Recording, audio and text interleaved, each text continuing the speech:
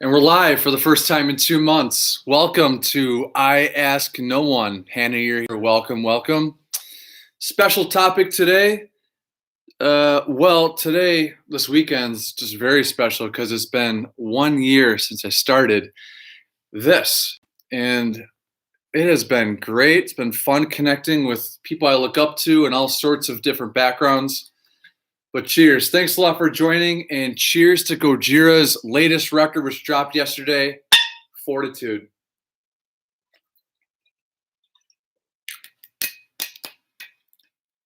Gojira's Fortitude. I did not know that there was such thing as goosebumps on my cheeks when I was listening to Amazonia. They dropped a music video for The Chant. Those guys, I would look at them as my friends. Very proud of them and their brand new record that they brought to the world. So, fuck yeah, Gojira. Musical fact of the day. You know, we're going into the next year of I Ask No One, and today is May the 1st. April showers bring May flowers. And Led Zeppelin in 1976 released their record Presence. And Presence was the #1 record today in 1976 for 2 weeks. It was the best-selling record in the U.S. Presence included opener Achilles' Last Stand, which I saw Temple of the Dog perform. God Rest His Soul with Chris Cornell at the LA Forum. That was a nice little surprise. Into the Void, Black Sabbath, but Achilles' Last Stand by Temple of the Dog live. I'm going to find that and include a link below. Killer, absolutely killer. Another popular song off that record is Nobody's Fault But Mine. So any Led Zeppelin fans here, leave a comment. What's your favorite Led Zeppelin record? I would say mine is, I got to say House of the Holy from a start to finish thing, but my #1 song has got to be Kashmir. Top 6 or 7 songs all time for me. There you go. Darcy Retzky Brown of Smashing Pumpkins. She turns 53 today. I never knew Darcy, the bassist, the chick bassist for Smashing Pumpkins. Her and Richard Patrick of Filter had a thing going on. They were an item in the 90s. And I think Richard Patrick, after they broke up, wrote some songs about that on the title of record in 1999.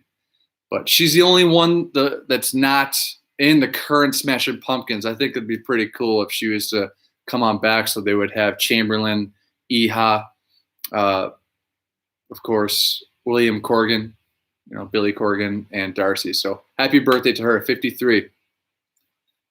Quote of the day. I'd like to start with the quote of the day, and this is coming from my team lead in real estate. I work at Howard Hanna Real Estate, keeping very busy, and very unique industry to enter last year with all the buyers out there, but it's been a fun challenge, and I've got some things going on later. But big Jay Sokody, I'm on the Sokody sales team with Howard Hanna, and Jay has said in the past, and it's always connected with me, nothing ventured, nothing gained, right? And amen to that. I ask no one, and just the challenges. Nothing ventured, nothing gained. And one of my nothing ventured, nothing gained. So one of my ventures was moving to California in 2013. I lived in San Diego for 2 years, and LA, another 2 years. I was jobless in LA when I first moved up there, didn't have a job. I thought I was going to get into casting at a casting agency, and that fell through. I got really hot on the vibes of entering that. And then I was no job, new apartment. So I saw sure shit on Craigslist. Wolfgang Puck at Hotel Bel-Air was hiring, doing open interviews. Got on my best Tommy Hilfiger suit and went over there. And I made a good enough impression for them to hire me. And met a lot of cool people. The last Wolfgang Puck episode that I had on I Ask No One was about 5 months ago. 5 months. Time flies. And I've got a list of celebrities I've gone through since then. So this is part 4 of Wolfgang Puck at Hotel Bel-Air. Amazing experience. Be a front of house manager, host at the restaurant. And just going to list off some of the celebrities here that I've got in my phone. Looking at some comments. Yes, Hannah, we will be over tomorrow, maybe. First celebrity, Alex Rodriguez, A-Rod. Tall dude. He's a few years outside of finishing with the Yankees. So Alex Rodriguez, tall, big dude. He was with, I want to say he was with a baseball person, like a manager or something, and he was sitting at table number 57. 57 right there on the right. And he needed a pen, so he came up to me and asked me for a pen. And had a joke recently with my dad, and maybe should have told him, I don't give any signatures. But hey, gave him the pen. He appreciated it, brought it over there. He didn't bring it back. It's okay. He left it there for one of our awesome bussers to take care of. Shout out to each of them, hard workers. So that was A-Rod. This is before he dated J-Lo.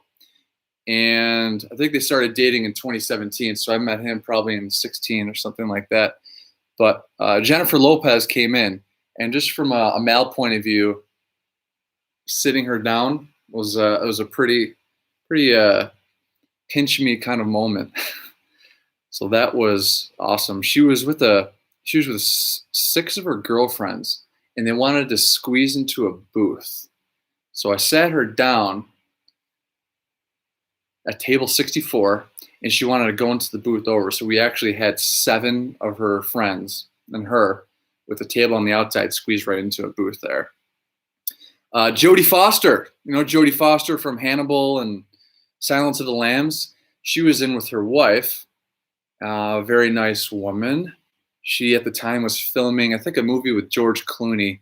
I'm drawing a blank what movie that was, but I remember the movie coming out, and it must have been that movie that she was filming for. So under errors and omissions, I take good pride in the description below, so check that out once this is posted. And I'll find out the name of that movie that she was filming at the time.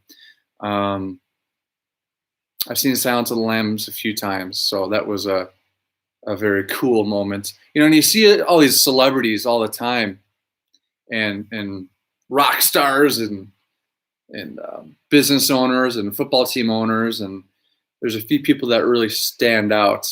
And this next one is one of them. Is John Williams, composer John Williams. He did, I think he did Jaws. But he's known for Star Wars and creating the music for Harry Potter, the first few Harry Potter movies, which there's a magic about those Harry Potter movies, the first 3 at least, but definitely the first 2, with Johnny composing. But he came in, I've met him a few times, and he was with his buddy, a friend of his, a girlfriend of his the first time I met, and it was for dinner. And we had... The restaurant was right in the middle of the hotel. It was all outdoors. It was a Forbes 5-star, 5-diamond hotel, Hotel Bel-Air. And I was bringing them up to the inside dining room, the indoor dining room, right up the deck there. And I opened the door for him. And right when I was about to open the door for him, I kind of stopped. And this is something I didn't really do, but I expressed my love for him. So I said, hey, I just want to let you know I'm a big fan, and your compositions have had a positive impact on my life, and thank you. And he stopped and he just looked at me. He was like, oh, well, thank you very much. He appreciated that. And I go to sit him down, and he's just like, oh, pull a seat out for an old man, would you? John Williams is Beethoven level, badass in his compositions. Geez, the list is endless. Especially Star Wars. And at the time he was on his exit, I asked him, hey, is it The Last Jedi? And yeah, he was creating music for The Last Jedi, which we're not going to go into that movie. I don't know. I think they did Luke Skywalker a little dirty, very dirty. Justin Murdoch, the heir of Dole Bananas. Looks like a rock star. He looked like he just came out of a cabinet, all dusty and shit. And you wouldn't believe that he's a billionaire, but he was one of them, and had some good chats with him. Nice guy, Justin Murdoch. Robbie Robertson of the band, Robbie Robertson, rocker. I read a book recently about Bob Dylan, and they were really close in the '60s. But Robbie Robertson, you could tell he had his hair still colored, kind of offset how old and beat up he looked. But awesome. He liked table number 52, and he would come in once every few weeks. That was a nice experience. Jamie Lee Curtis. So Jamie Lee Curtis, I met her first on the phone. So she called in. Usually they have assistants calling in to book their, appointments and their meals. But Jamie Lee Curtis, she called on her own, just like Reese Witherspoon, and there's a few other celebrities that were cool enough to set up their own reservations or their own parties. And it was her family that came in, and she was with a boyfriend or a fiance of hers. But I remember looking at her when she came in person, and we connected eyes. And I'm a diehard Halloween Michael Myers fan, so that experience was pretty damn sweet. And of course, I remember her in True Lies, and that the strip scene. Can't beat that. Awesome. Jamie Lee Curtis. I met her. Nice woman. You know who I spoke on the phone to? I've brought her up in previous. Sarah Michelle Gellar and Gavin Rossdale of Bush. There you go. All right. Next up, we got John Fogerty, lead singer, Creedence Clearwater Revival. I would say Susie Q is one of the biggest influences for me going out to California. Leaving my home in Buffalo, New York. As I mentioned earlier, nothing ventured, nothing gained. Always had a dream of going out to Southern California and getting after I always had a dream of like being in show business and chasing the acting lifestyle and working at a restaurant that would be catering to some celebrities in Southern California. And it's kind of cool how many years like you imagine things and it actually happens. Nothing ventured, nothing gained. Thank you, Big J. Where were we? John Fogerty. So nice guy, good looking wife or girlfriend. You could tell he had a few facelifts in his day, but just his voice. I think his voice when he was in his 20s, he sounded like he was in his 40s or 50s, maybe 60s. But there's, the list is endless for CCR songs and what he's done since then. Badass. T-Bone Burnett. Have I brought him up yet? All right, so Sir Elton John was in a previous episode, all right? But he was with T-Bone Burnett. He's a music executive, a music producer, and he would come in a lot. And he would always be with some pretty big names, Elton John being one of them. And then the other one, which I brought up in a previous episode, was Al Pacino. Al Pacino. Yo, what up, Chris? Chris is joining in from Charlotte, North Carolina. And thanks, Mom, for taking a packing break. We sold her home, 223 Stonham. Next up, 217. Thanks, Mom. Love you. And not just saying that because it's Mother's Day this month. So that was sweet. T-Bone Burnett was with Al Pacino. Al Pacino came in with him, and that was an experience. You want to go back, I'll include the link just right up here, or it's right up here. So check that out. Let's see. Kathy Lee Griffin. I never realized how hot she was, or she would be. Kathy Lee Griffin. I just remember her from New Year's Eve. New Year's Eve ball drops. Jon Voight.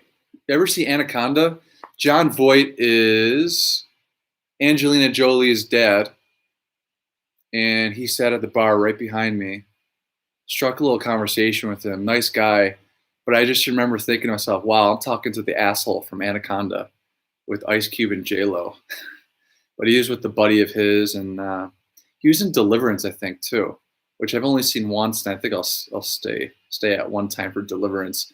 Moving along here, Billy Crystal. Mom, I know how much you love Billy Crystal. Nice guy, as you can imagine. He was with a group of people. I don't know too much about his filmography and movies that he's in. In the chat box, shoot me a Billy Crystal movie I got to check out.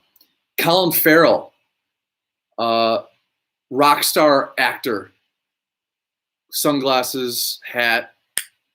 He was always very, very quiet and kind of mysterious.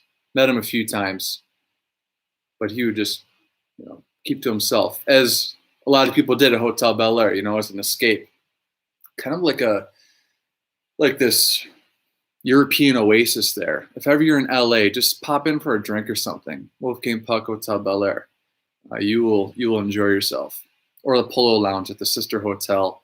At our sister hotel was the Beverly Hills Hotel, arguably more popular than the Hotel Bel-Air there in Los Angeles. It's just down Sunset, Beverly Hills Hotel.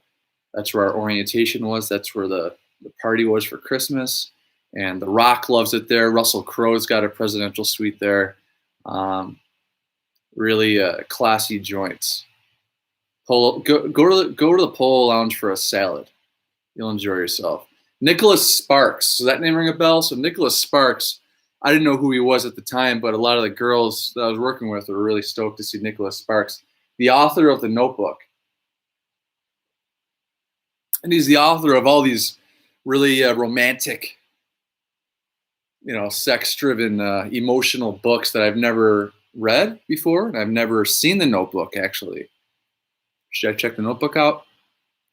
But Nicholas Sparks, man, he, I don't know what was happening, but he was on the phone at the bar, and he was just sobbing.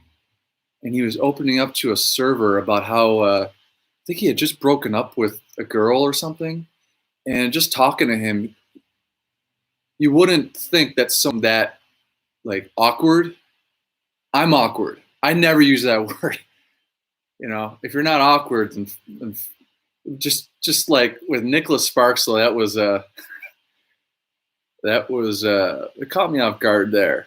So nice guy, just really damaged. I never thought that the writer of The Notebook would be, in such hurt. James Caan, The Godfather.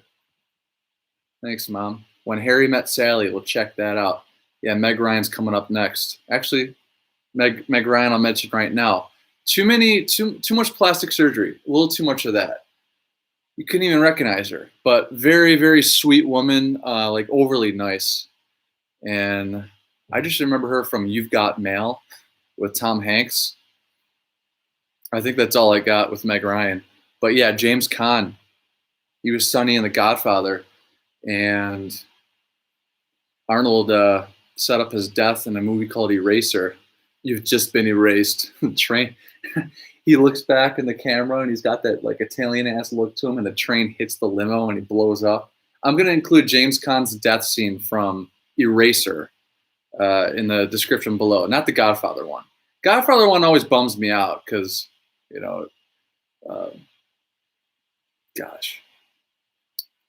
Vito Corleone.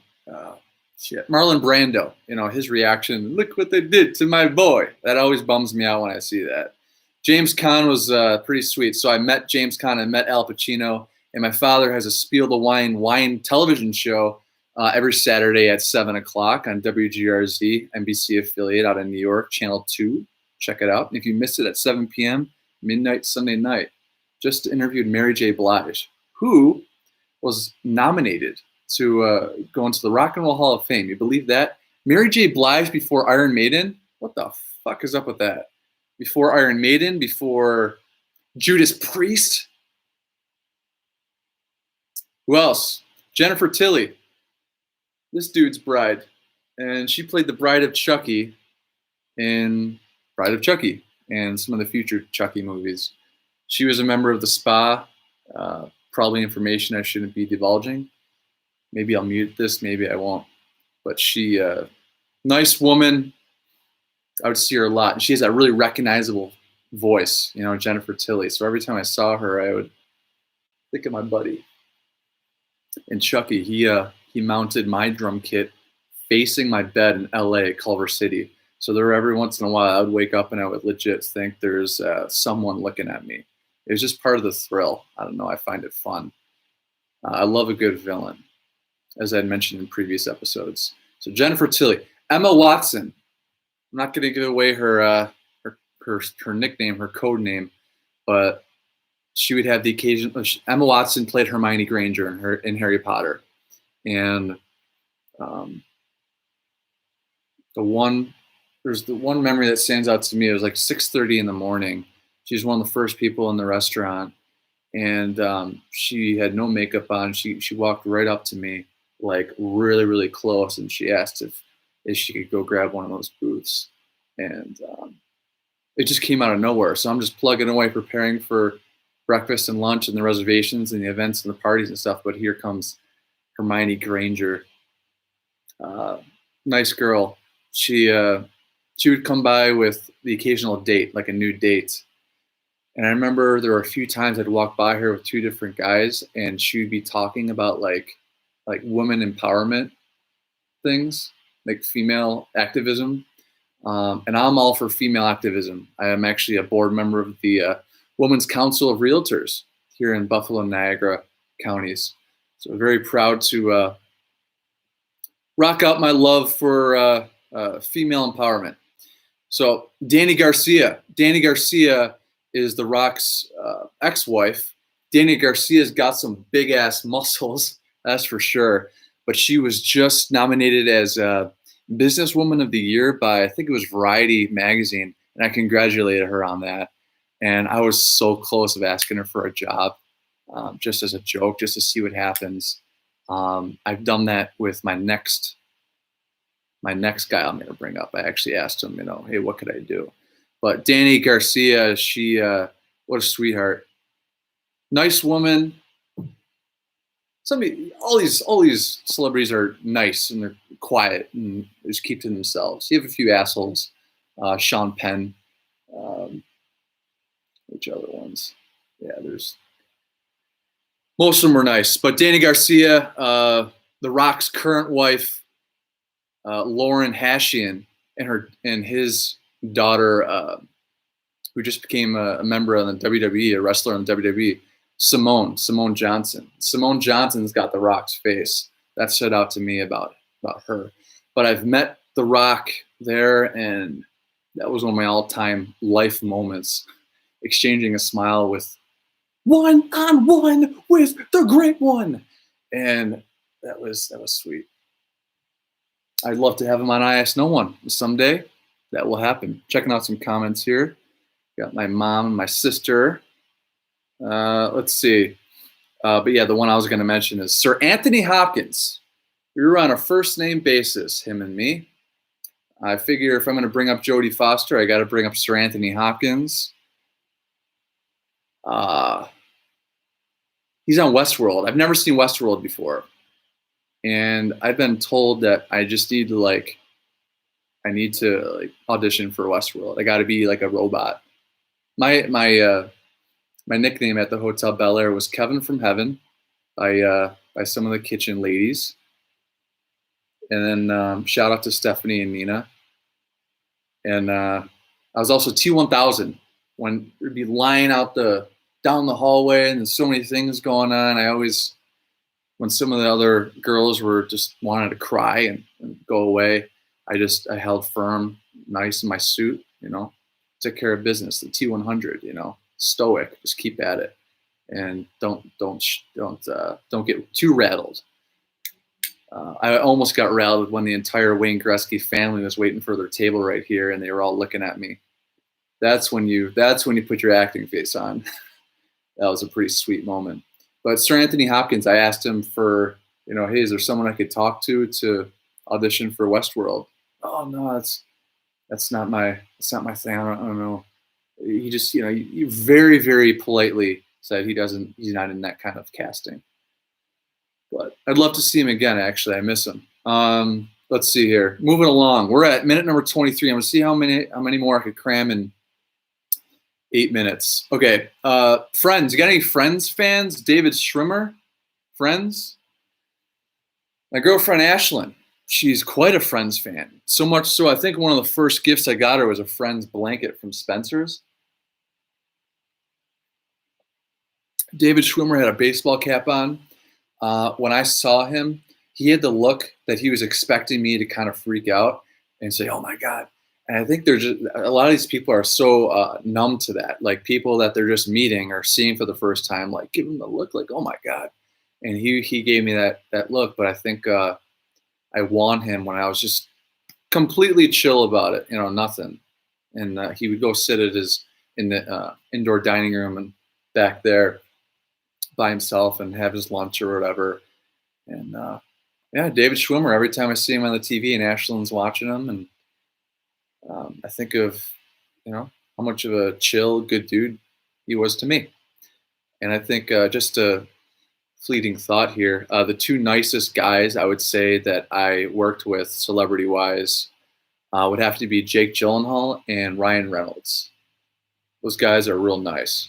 And Randy Jackson from American Idol, a bassist. I think he played bass in Earth, Wind, Fire. Those three guys. So if they're watching right now, what's up, guys?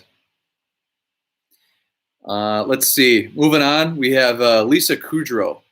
Shit, who is Lisa Kudrow? I wrote this list so long ago. Could someone help me out? Who is Lisa Kudrow? I'm going to move on to the next one here.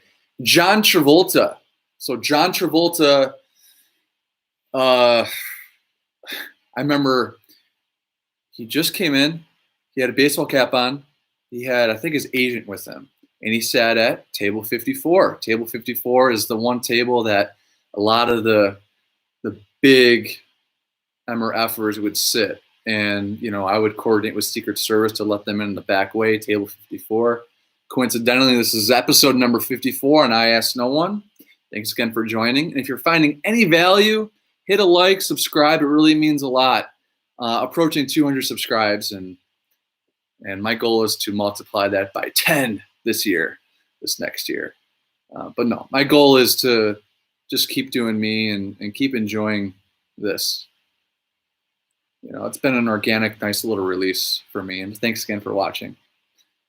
So John Travolta, he sat down. Chef Wolfgang Puck, he would occasionally call in the nighttime around 6 or 7 o'clock, and he would check in, what's going on. So I would give him, who's coming in, who's in right now, any parties that we booked and how the day looked. And, we would just chat. He had a house right up the street he just moved into. And, someday I'd love to have him on this show and maybe on Spiel the Meal with my dad. I think it's totally doable, right? I haven't forgotten about that, Dad. So John Travolta, Saturday Night Fever. I still have not seen that movie. I've seen Grease. I've seen Broken Arrow. I think that was the first rated R movie I ever saw. Broken Arrow from '96, and then Fair Games with Cindy Crawford, which we won't go there. So Lisa Kudrow, Mom. Oh, thanks. So Lisa Kudrow was the acoustic guitar playing girl from Friends, like the really funny one, the goofy one. She does not age. I mean, I remember seeing her, and she just looks the exact same from the '90s. So Lisa Kudrow. That's right, Chris. Fortitude, man. Check out Gojira Fortitude. I'm going to include some of the video for Amazonia below. That record, the record of the year, Chris. Gojira Fortitude. Moving on. Okay, Milla Jovovich. You ever see Resident Evil? Milla Jovovich. You ever see Fifth Element? She came in with her husband, and I could tell because really, really big ass rock. And good looking guy, but she was better looking. In fact, I think I fell immediately in love with her. I had a crush on Milla Jovovich for a little bit there. Stunning, very, very beautiful. She had a dress on, this cute dress, and just her hair and everything. And going from seeing her in Fifth Element as a child to, servicing her in a restaurant. Nothing ventured, nothing gained. Awesome stuff. Let's see.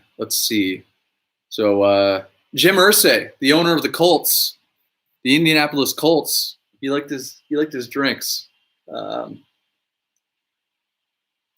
Kornheiser of PTI calls him the Mad Tweeter, and I think he's notorious for posting on Twitter when he's intoxicated. But he got pretty intoxicated at the restaurant. He was kind of struggling to walk out. But there's a billionaire. There's the owner of the Colts. And at the time, I think Peyton Manning, he just won the Super Bowl with the Broncos the year or two before that. Nice fella. His family, the Irsay family, nice people. He would slip me an occasional 20 here and there, maybe sometimes twice in the same night. So there you go. Next up, Jerry Richardson, former owner of the Carolina Panthers. Another football owner. Awesome. I'm just going to go for it here. Let's see. We're at 30 minutes. Fuck it. Going for it. Frasier. You ever see the show Frasier? He was a funny dude. My nanny and papa liked the show Frasier. I forget his real name. I think his last name is actually Frasier. Nice guy. Peter Guber, owner of the Golden State Warriors. Golden State Warriors, man, they were going on that run back when I was working at the restaurant in 2015, 2016. And I remember congratulating him on winning the title.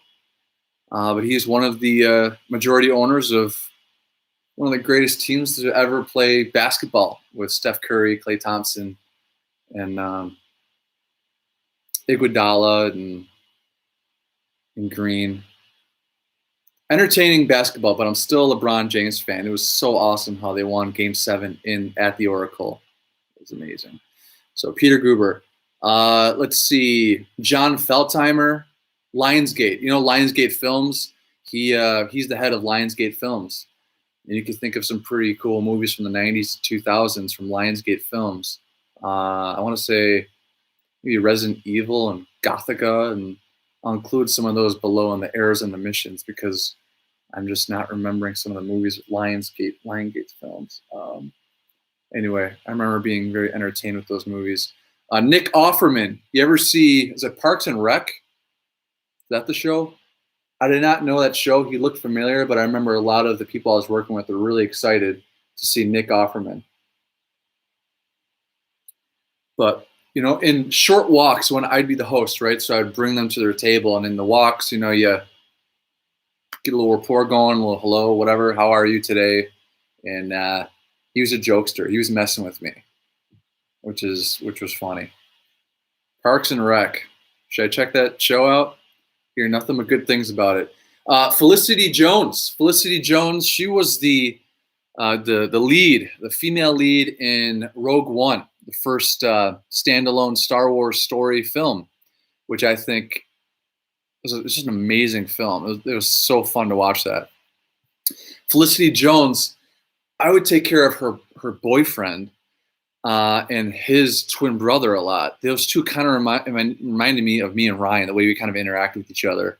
And, you know, you're buddies with these guys, and then all of a sudden he comes in, and right behind him is Felicity Jones, who I've never seen any of her movies, but Rogue One was premiering that week at one of the theaters in LA, the Chinese theater or something like that. And they were staying the whole entire week in Bel-Air. So it was Felicity Jones and her entire family.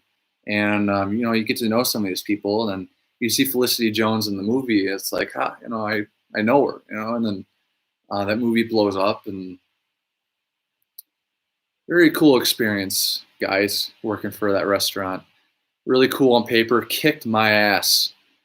A lot of hours, great experience. And I got that job because of my experience at Tempo Restaurant, working there in 2000, summers of 07, 08, and 09 in between school. So fine dining, I have a very good appreciation of fine dining. And I feel as though everyone should work once in the restaurant business. And my Uncle Len would agree. I remember him telling me that. And my father, who's also Kevin. Let's see. Chris Tucker. Chris Tucker was one of my favorite ones. Chris Tucker came in with Lionel Richie once. And see, one of my all-time favorite movies ever is Rush Hour 1, the original Rush Hour from 1998. And, you know, just full of quotes. Me, Ryan, and Len, whenever we're together, which doesn't happen too often, me and my two brothers. Leonard's in Portland, Ryan's in Athens, Greece, and I'm here in sunny Buffalo, Buffalo, the city of good neighbors. And we always quote Rush Hour. But Chris Tucker came in with Lionel Richie, and I thought of the Rush Hour 2 line where he said, Lionel Richie ain't been black since the Commodores, man. And here he is with Lionel Richie, and I could just tell the respect that Chris Tucker, the actor, had for Lionel Richie. And Lionel Richie, he's another guy that just looked like he didn't age at all. Chris Tucker, man, he'd be walking by, just all, casual and shit. And just I say hello to him. He's like, hey, what's up? And just he did that in Rush Hour, and he was doing that to me. I have a few more here, and then I saved the best for last. So let's see. Sidney Poitier in a movie, Dad Helped Me Out, Mom Helped Me Out. He's in a movie in the 60s or 70s, taking her back home or something. So he played African-American guy dating a Caucasian lady. And that was kind of unheard of in the 60s, right? So I could tell the group that he had, an older fella, older guy, very polite, very nice. I remember sitting him down, and the family just had so much respect for him, just made sure that he was comfortable at all times. And he always had a smile on. Sidney Poitier. Beck. So Beck, the singer Beck, I remember first time I saw him was at nighttime. He came up. He has that song. What's that song? Loser? Shit. I'm drawing a blank. But Beck, he won a recent Grammy, and he's one of the few musicians that Kurt Cobain liked, and I like him too. I dig his work. He was on the phone with his wife or his girlfriend, and he was telling her how much he loves her. And then he was right in front of me, and he put his phone down and hung up, and I think he had some questions for me before he moved on to the room, which is pretty sweet. Taking a look at some comments here. Luke, welcome. All good, brother. You catch the rerun. Almost done here. We have three more. That's it. And then Wolfgang Puck, Hotel Bel-Air episode's done. So the third last one, Vin Scully. Vin Scully is the color, or at least was the color commentator, longtime color commentator for the LA Dodgers. And there would be kids and people going up to him, even in Hotel Bel-Air, to get signatures. And it was rare for people to go up and ask for signatures in that place, because it was just such a high-end, quiet spot where these celebrities, like I said, would go and escape and quiet down and get their privacy. But Vin Scully, nice dude. I forget the name of the other announcer. Let's get ready to rumble. That guy came in. He was always famous for his voice too. But Vin Scully, man, that was sweet. Second last one, film director M. Night Shyamalan. So M. Night Shyamalan, he had the movie Signs. He had that movie, I think Cabin Fever, I think it was called, or Cabin in the Woods. He had longer hair, sat up on the deck, right? The sun was hitting him with his very good-looking wife or girlfriend. I just remember him striking conversation with me, being just a really cool dude. A lot of good memories watching his films, scaring the shit out of me. Oh, really? Didn't know that, Luke. So apparently M. Night Shyamalan films a lot of films in Pennsylvania, where Luke is from. Last but not least, to end Wolfgang Puck, Hotel Bel-Air, nothing ventured, nothing gained. I took care of Slim Shady, Marshall Mathers, Eminem. First CD I ever bought with my own money was it edited? No, it wasn't the edited version of Marshall Mathers LP, which came out in 2000. Got it at Media Play. Ryan was so jealous that I picked that one. He picked it out too. And actually, no, it wasn't the explicit version. It was the edited. I ended up getting explicit after. But the first copy I got was edited. And we still, to this day, joke about the amount of pauses that are in between the raps. But as Jason Newsted said, Eminem is a living legend. And when I think of the term living legend, I don't think anyone else competes with Marshall Mathers. Just what he's created. And I'm not a diehard rap fan, but just the impact that he's had on the genre and the respect he has, and the fans that would show up to his, if he was to tour. It's crazy to know that he was on the Anger Management tour in that same year in 2000 with Limp Bizkit and Exhibit. But Eminem, he had a few requests in his room. He wanted Cheetos, and he wanted the shutters and the blinds closed. He wanted there. There you go. I was broing out with his lead security guard. This is in February of 2016. It was really nice weather in LA on that day. So Eminem was still in his room, and his lead security guard, I wanna hit him up. Maybe I get him on. I want to get Future security guard on too. Future the rapper, Chuck, good dude. He actually got me backstage last time they played Darien Lake, which was a fun experience. And I was shooting basketball and air balls, man, back there. And I remember someone telling me, no, it's just not working for you today, huh? White boy back there. But yeah, the security guard for Eminem was really nice. They were flying into Detroit that day, and he wasn't looking forward to going back in the there at the table and sat down. And he just sat really, I don't know, hands in the pockets, really spacing out, quiet, as expected, I think. And I was just thinking to myself, man, Marshall Mathers, Eminem. And it was time for them to go. So the security guard, he cashed out, gave him a fist bump, and he went over there, and the guys are leaving. And I was like, all right, so what am I going to say? I'm not going to say goodbye, Mr. Mathers, because that would release all the people would kind of freak out. But he was walking by, and this is one of my cooler celebrity interactions ever. He walked by, I said, have a nice day. And I made that towards him. So he was one of the last people back there. And he looked at me and in the eyes, and he gave me a nod. And that was enough. That was enough, man. My twin brother Ryan's joining in Athens, Greece. What up, Rye? Gojira. So did I meet Eminem? I mean, I greeted him, and I would say I'd serviced him. Amazing experience. Very thankful for that opportunity to work there at Wolfgang Puck Hotel Bel-Air.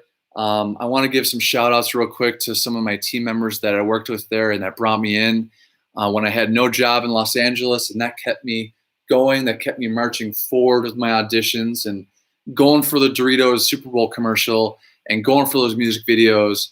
I get the chills. And going for those reality television shows that I was part of, Player Gets Played, and some of the other ones is dating shows. There was and there was an audition that I had at the Stella Adler Theater. The list goes on, and just very thankful for that. I'm going to quote it again. I don't think I've ever quoted a quote in an IS No One episode more than this one. Nothing ventured, nothing gained, right? And if you have the ability to do that, the financial means and the personal means, fucking go for it, right?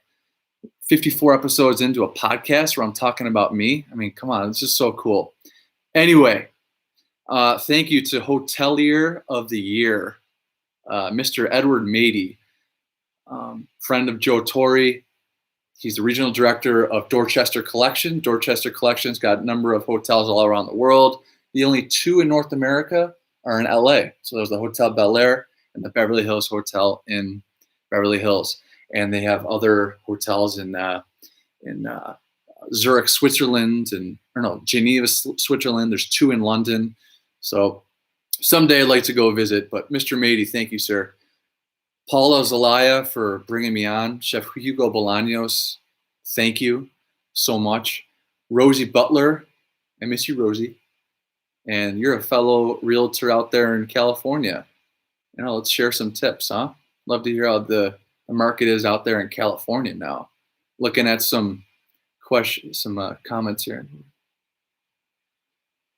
Which celeb that you met do you want to interview on I Ask No One first? All right, so I'm going to shoot for right, good question, man. I'm shooting for the stars here. The number one, my favorite that I met there, Eminem was pretty, jaw-dropping. But Keanu Reeves, I met him in my second week there. And Keanu, I would ask him, hey, man, what's your favorite Metallica song? There you go. Maddie, Marissa, Keith, Christian, Machine, Jose, Gerardo, Gilberto, Emilio, Adrienne, Stephanie, Nina, Brandon, Chef Hugo, like I mentioned, Tim. Oh, And you too, Micah. Jose, list goes on. Miss you guys, but sending love here from Buffalo, New York. And, hey, if you dig, shoot or subscribe. All good. So, this is episode number 54. Tomorrow, I am filming episode 55. And that'll be 1 year to the day that I've had I Ask No One. Get the chills again. I'm interviewing Martin Kennedy, who is from Hobart, Tasmania, off the coast of Australia, south there. Just released a record called Afterworld. Is that not one of the coolest artwork ever? Very chill. It's like Lothlorien from Middle-earth and Lord of the Rings, right? But Martin Kennedy, I asked him twice, and he has agreed to come on. I have not listened to any other. I have not listened to any other band or musician more since 2014, since discovering this guy in my parents' kitchen on my mother's Pandora, than him. And I think it's just so awesome that he's, it's going to be 8:30 p.m. here and Sunday tomorrow, and then it'll be Monday, 10:30 his time in Australia. So stay tuned for that. I think it's pretty, I was just looking back and the guests that I've had on, and just want to keep it going. Just keep having fun. My weekly thing. Thank you for watching. My first episode, I said or 85 times. I think I said a little less this time. But stay happy, stay healthy, stay hungry, and stay heavy. Stay heavy. And again, you like it, subscribe. If you like this, subscribe, like, all that kind of stuff. Have a great May. And thank you again. We'll see you. What was that, Roy? Yeah.